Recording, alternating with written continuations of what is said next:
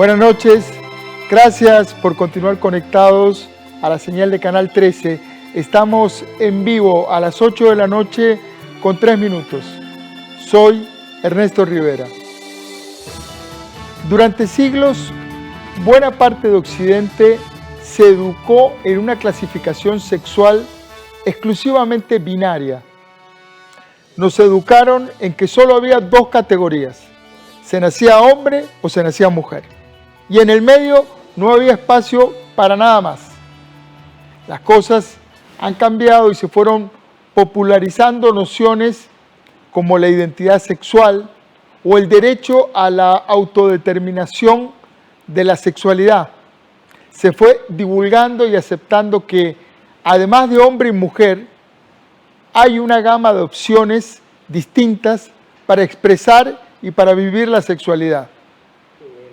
También se fueron aceptando e incorporando normas para asegurar el respeto a toda esa diversidad sexual que existe en los seres humanos. Para conversar sobre estos interesantísimos cambios que estamos viviendo, me acompaña esta noche el periodista y hombre trans, Jess Márquez. Buenas noches, Jess. Buenas noches, don Ernesto. Un placer estar aquí con usted. Bienvenido a Costa Rica Noticias. Muchas gracias, es un placer estar. Jess, vos sos un hombre trans. ¿Qué es ser un hombre trans? Bueno, básicamente desde que nacemos nos asignan un género con base a nuestros genitales. Es decir, si una persona nace con pene, se le designa como hombre, y si una persona nace con vagina, se le asigna como mujer. Como usted muy bien indicaba, eso no incluye a todas las personas que formamos parte de la población mundial. Más del 10% de la población mundial no cabemos dentro de esa clasificación. En mi caso, yo nací con vagina y vulva, pero desde que tenía 2 o 3 años de edad empecé a decir que me sentía niño. Entonces, desde ese momento empezó a haber una incomodidad muy fuerte con mi cuerpo y con todo lo que se refería a lo femenino. Lo que pasa es que yo nací en los 80s, tengo en este momento más de 30 años, entonces en esa época todavía no habíamos llegado a los avances que tenemos hoy en día. Afortunadamente ya ahora, en el 2021, es posible que yo pueda vivir como el hombre que soy. Entonces hace 3 años empecé a tomar testosterona, el tratamiento de reemplazo hormonal, y eso me ha permitido que mi cuerpo se masculinice. Y también me convertí en el año 2019 en la primera persona trans en el país en cambiarse el nombre y corregirse el género. Entonces aquí tengo tu cédula. Mi cédula, yo la llamo la cédula más controversial del país, donde ya dice mi nombre elegido, porque este no es el nombre que me dieron mis padres, sino es un nombre masculino, Jess, y dice sexo M de masculino. Una cosa tan sencilla cambió completamente mi vida y por eso justamente estamos la noche de hoy aquí, para conversar cómo y por qué es importante este cambio. Qué bueno, me alegra muchísimo que el Estado costarricense te haya respetado tu sentimiento, tu voluntad de ser un hombre. Exactamente. Es impresionante, es un avance, es un tema que yo sé que a muchas personas les puede resultar incómodo, perturbador, pero es importante tener a la persona, no hablar en abstracto. Acá hay una persona de carne y hueso que se llama Jess Márquez, que se sentía hombre desde niño. ¿Cómo fue ese proceso para vos de percibir ese sentimiento, esa voz interna que tenías, hasta ir pasando todas las etapas que me imagino fueron muy complejas hasta tener esa cédula?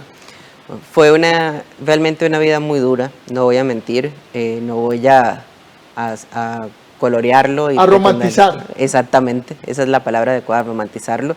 La realidad es que cuando yo le dije a mis padres, que yo tenía 2 o 3 años de edad, que yo era un niño, se murieron de la risa y dijeron nada, la chiquita se volvió loca.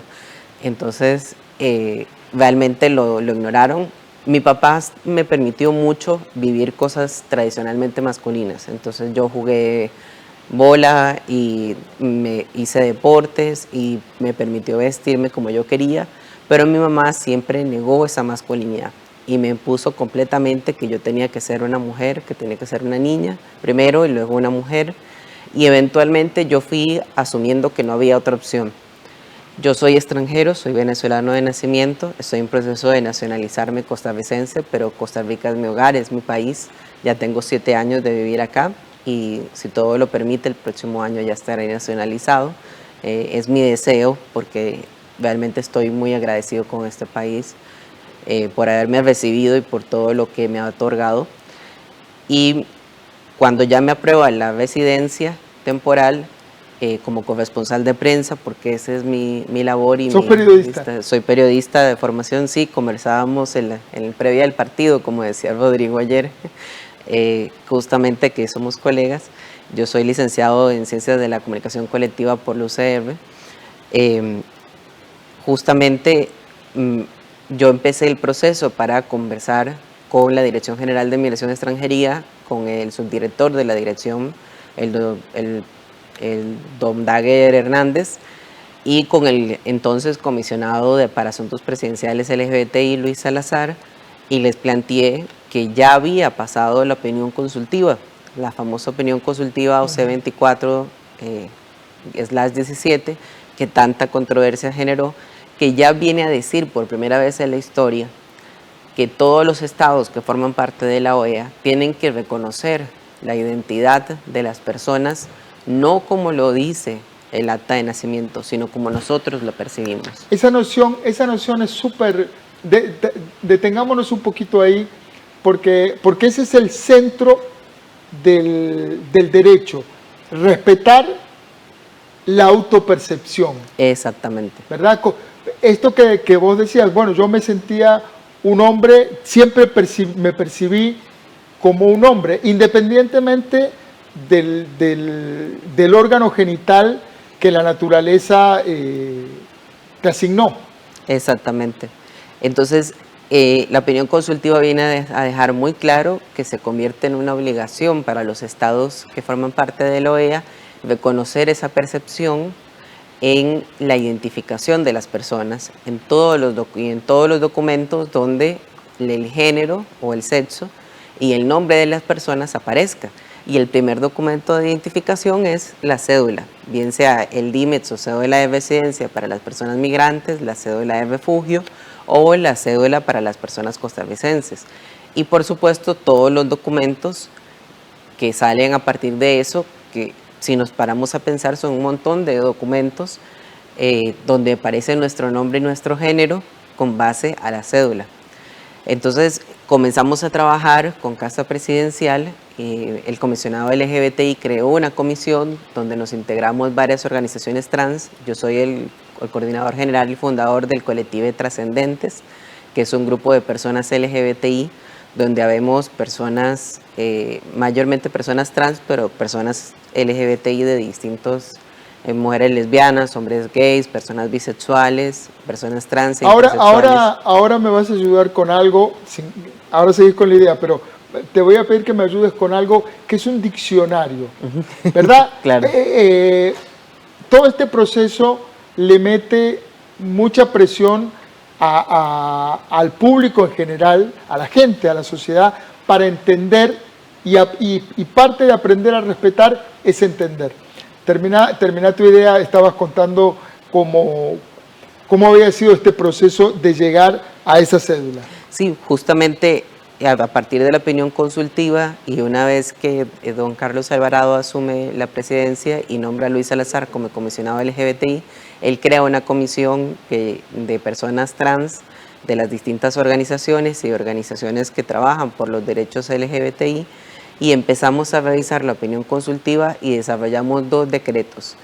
El primer decreto, el 41.173, que le dice a todas las instituciones del Poder Ejecutivo que tienen que reconocer la identidad autopercibida de las personas en sus documentos. En sus documentos. Eso quiere decir que en términos administrativos es una falta decirle a un hombre trans, si yo ahora insistiera o te llamara por tu nombre inicial con el que comenzaste tu vida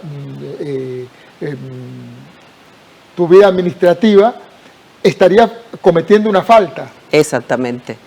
Entonces, y de hecho establece en el decreto que debe haber una serie de sanciones, incluso si las personas funcionarias no cumplen con ese decreto, porque así funcionan los decretos. Se establece una forma de actuar y luego una serie de sanciones en caso de que la persona no cumpla. Es el principio de la ley. A partir de este decreto, entonces se abre la puerta para que también las personas transmigrantes, porque era la complejidad de, Claro. bueno, ¿qué hacemos? Porque una cosa son las personas costarricenses, que ya ahí era territorio del Tribunal Supremo de Elecciones. El Tribunal Supremo de Elecciones decidió que no iba a permitir, lo cual es un error y estamos luchando muy fuertemente para cambiarlo, que las personas trans se cambiaran el género y de hecho entonces ahora las personas trans costarricenses se pueden cambiar el nombre, pero pasa que van a sacar la hoja de delincuencia y entonces dice la señorita Pedro o el señor María. Impresionante. ¿Por qué se da esa contradicción? Porque el Tribunal Supremo de Elecciones decidió no permitir el cambio de género. O sea, las personas puede cambiarse el nombre, pero no el género. Exactamente. Entonces, en el acta de nacimiento siguen apareciendo con el género o el sexo con el que sus padres le registraron cuando nacieron, que corresponde con sus genitales. Entonces, se genera ese choque donde a nivel administrativo los documentos no calzan.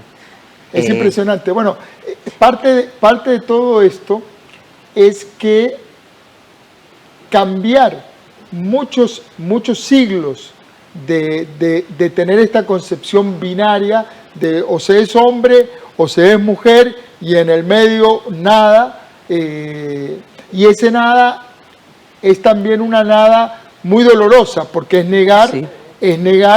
Una circunstancia que existe. Vos existís, yo no puedo decir que no existís, ahí estás sentado aquí. Efectivamente, y además está comprobado que cuando las personas trans no podemos vivir el género con el que nos percibimos, eso tiene un daño psicológico y un daño psiquiátrico. De hecho, lamentablemente, Costa Rica es un país donde la esperanza de vida para las personas trans es de 30 años. ¿Puedes repetirme ese dato? La esperanza de vida es de 30 años.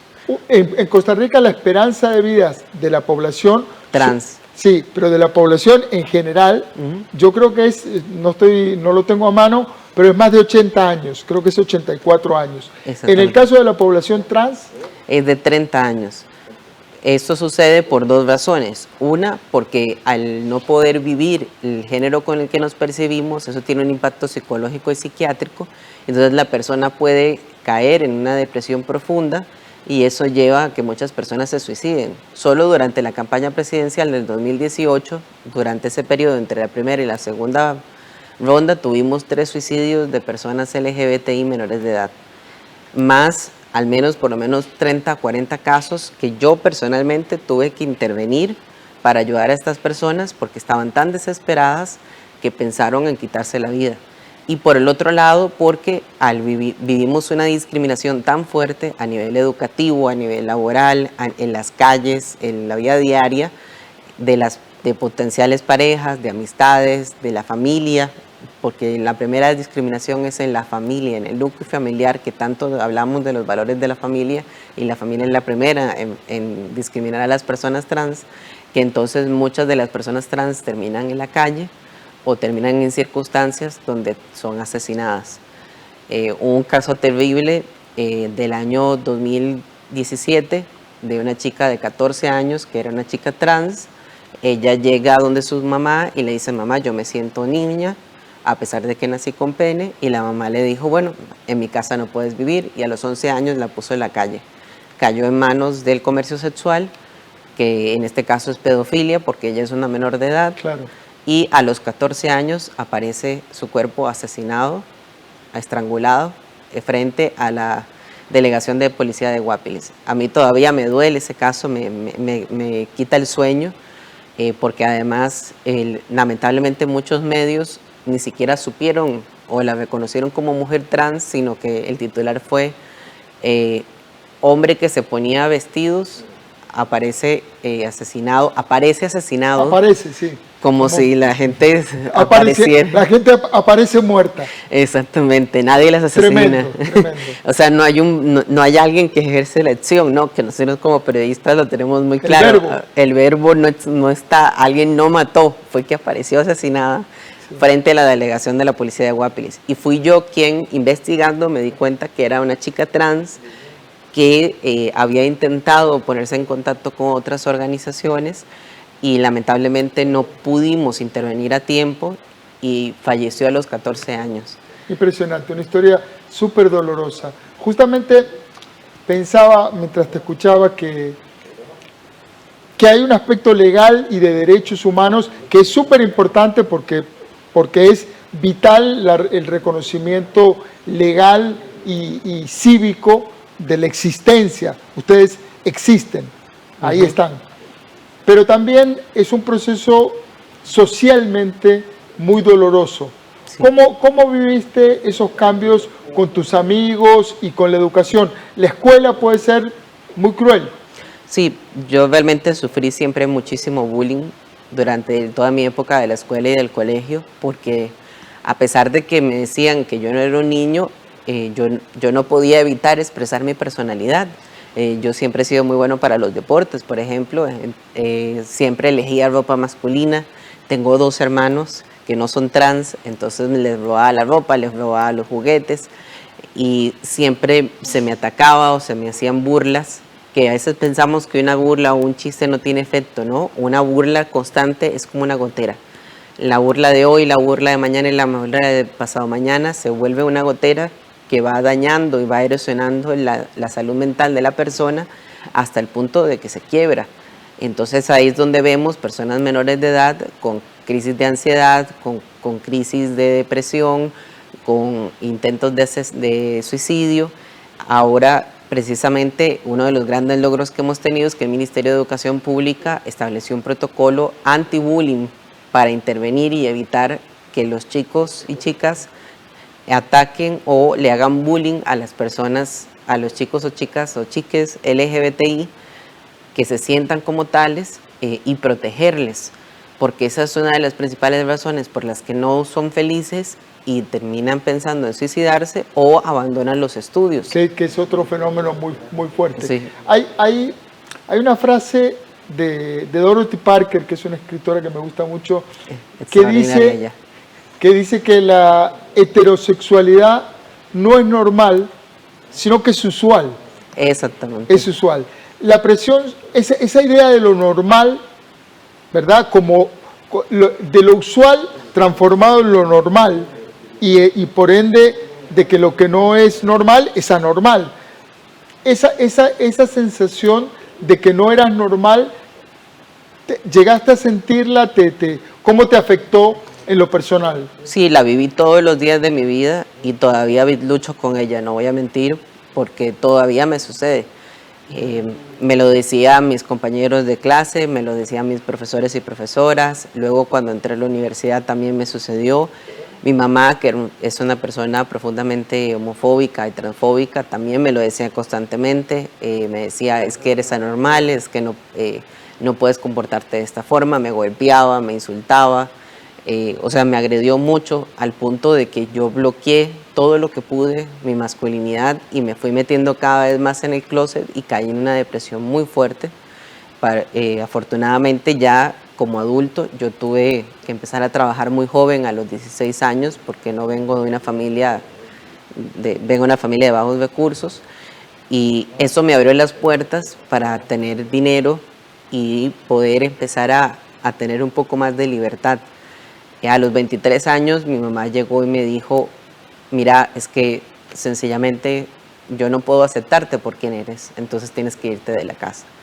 Porque yo era demasiado masculino y porque me gustaban las mujeres. Y no se suponía que a una mujer le gustaran las mujeres, ¿no? Porque eso me hacía lesbiana en ese momento, ¿verdad?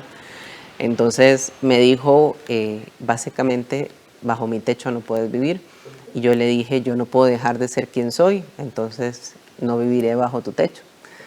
Y me quedé en la calle. Afortunadamente la familia de mi papá me recogió, me ayudó hasta que ya pude independizarme trabajando como periodista. Afortunadamente ya yo estaba a punto de graduarme de la universidad, entonces pude empezar a ejercer. Ya yo venía trabajando, pero realmente ejercer como periodista, y poco después me vine a Costa Rica y pude aquí hacer una vida nueva, y en Costa Rica encontré un Estado de Derecho completamente distinto. Qué importante que es eso, ¿verdad? Porque esa herida familiar es muy dura, y si además de la herida familiar y social hay que remar con el Estado. Sí, eso fue muy duro. Al principio, no le voy a mentir, la Dirección General de Migración y Extranjería había opiniones divididas. Por un lado, habían quienes querían apoyar este reconocimiento de la identidad. La Casa Presidencial estaba completamente a bordo. Luis Salazar como comisionado LGBTI también, pero habían personas dentro de la Dirección General de Migración y Extranjería que se resistían.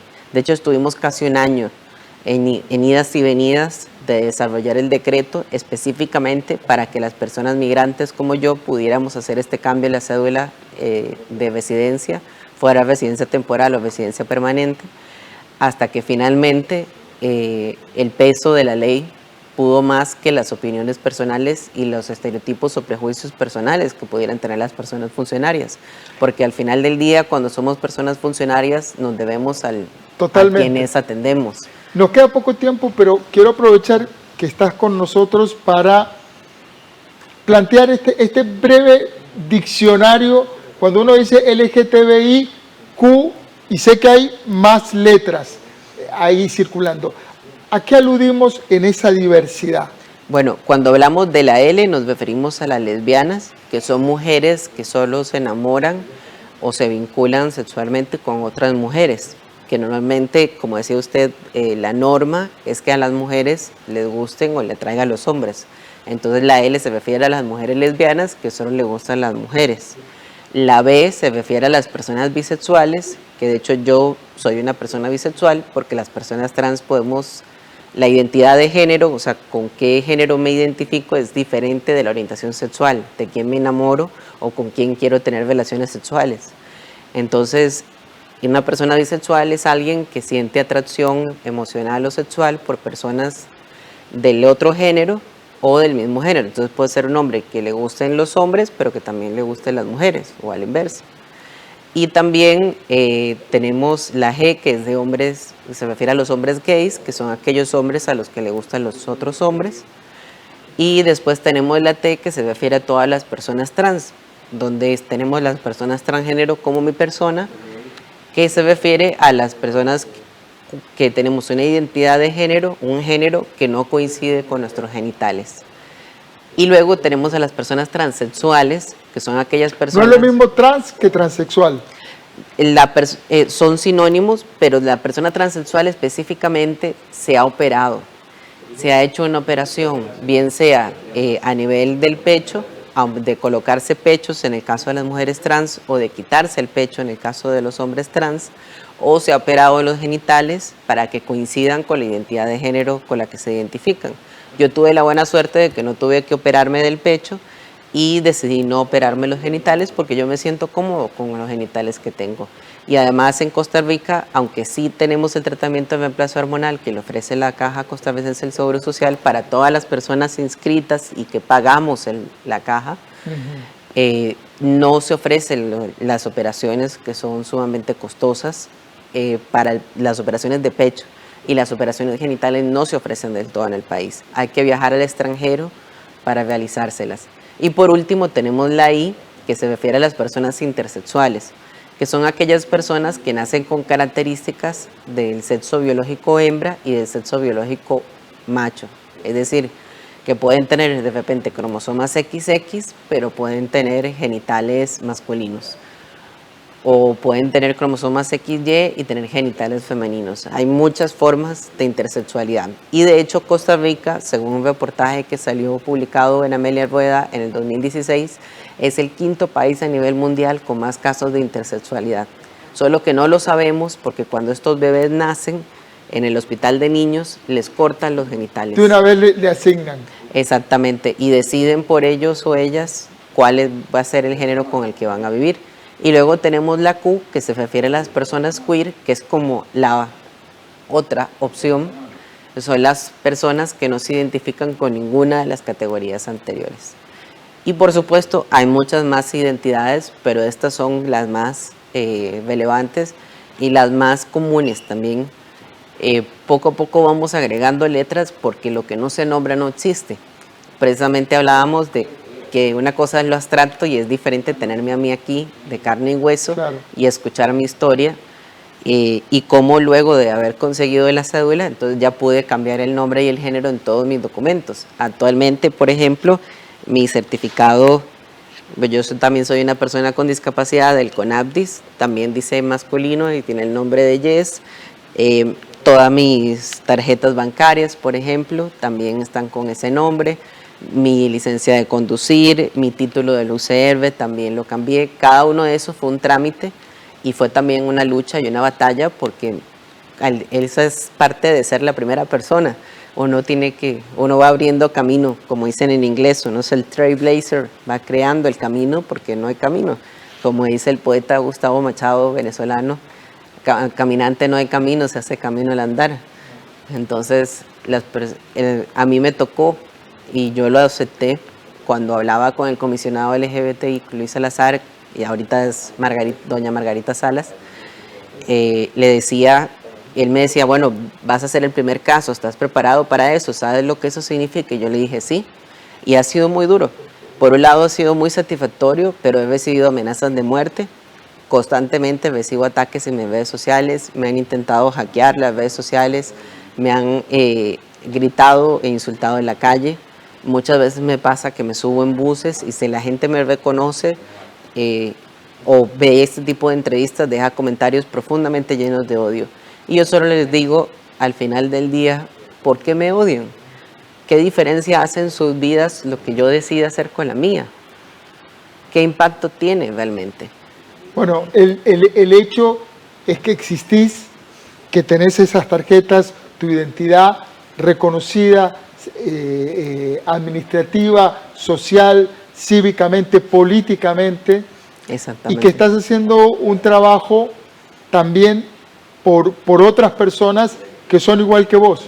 Sí, efectivamente, el colectivo de Trascendentes lo creamos un grupo de personas que creemos que necesitamos empezar a ver la comunidad LGBT de una forma distinta. Tenemos que hacer un autoexamen porque lamentablemente a veces el racismo, la xenofobia también se cuelan en la comunidad LGBTI. Entonces creamos Trascendentes para que no hubiera ningún tipo de discriminación, para que uno pudiera ser una persona LGBTI con discapacidad o afrodescendiente o migrante, o pudiera ser mujer, o pudiera ser una persona de pueblos originarios y no recibir ningún tipo de discriminación. De hecho, trabajamos con todas estas poblaciones y a todas las personas les damos la bienvenida, y a cualquier persona que nos pueda estar viendo, búsquenos, estamos en redes sociales, Trascendentes CR. Buenísimo, buenísimo. Jess, se nos acabó el tiempo. Tengo un señor ahí atrás haciéndome no todo tipo de señas, pero qué importante que hayas venido, que hayamos tenido esta conversación. Ha sido un placer. Te lo agradezco mucho. No, a usted por el espacio, y ha sido un placer estar aquí. Muchas gracias a todas las personas costarricenses que nos sintonizaron esta noche. Muy amable. Gracias a ustedes por estar ahí. La enorme aventura de entender la complejidad humana. Somos seres complejos, y una de las áreas más complejas es el amor, el cariño, la sexualidad humana. Qué importante tener estos espacios para poder vernos y entendernos. Sin vernos, difícilmente nos vamos a entender.